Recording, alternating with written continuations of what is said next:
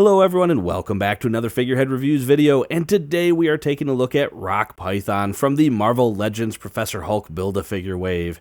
Here we have Rock Python displayed in the front window of this very beaten box that I got from Amazon.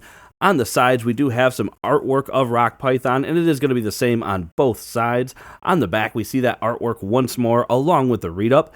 A mercenary working out of Africa, Mgula adopts the name Rock Python and joins the slithering villain enterprise known as Serpent Society.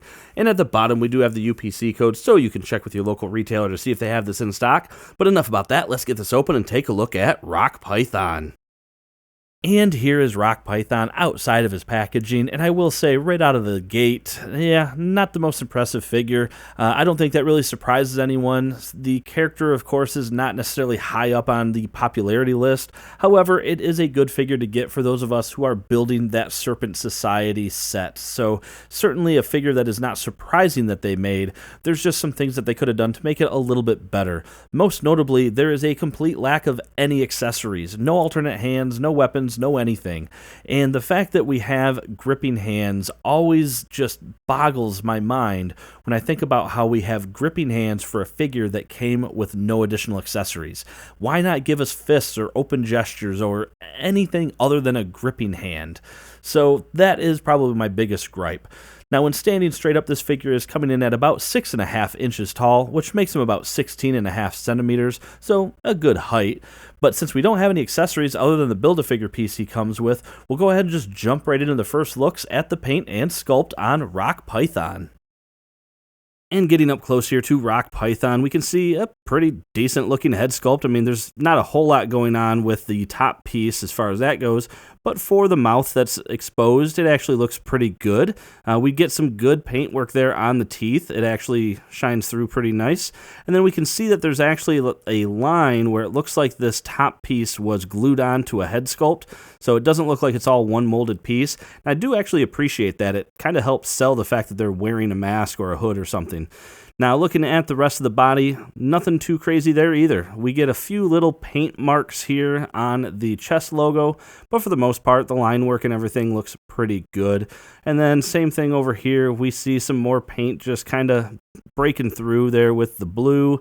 You know, same thing on that side. So it looks like the forearms at the very least were molded in blue and painted purple, whereas the rest of this was painted with the, or is purple rather. So you do have that blue seeping through.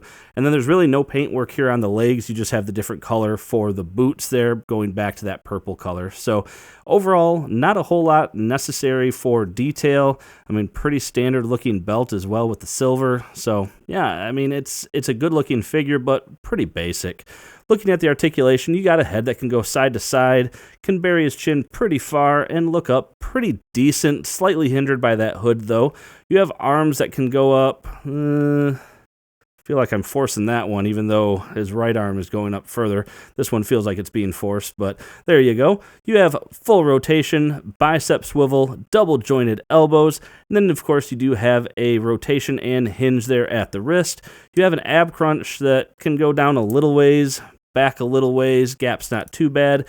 You do have a waist swivel, but you can see the belt is going to want to adjust either up or down, so depending on where you have it, if you try to have it down, it's going to flex the belt quite a bit. Legs that can come apart, not very far. Kick forward, actually pretty far. Backwards, not so much. Upper thigh cut, double jointed knees. He does have a boot cut, and then a hinge and ankle pivot.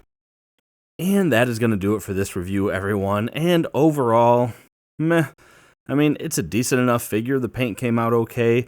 The character, of course, certainly not the most popular, but I could definitely see people wanting to get this to round out the Serpent Society. There's some things that they could have done, just would have made it a little bit better. Honestly, when you don't get accessories, I don't know why we get open and gripping hands.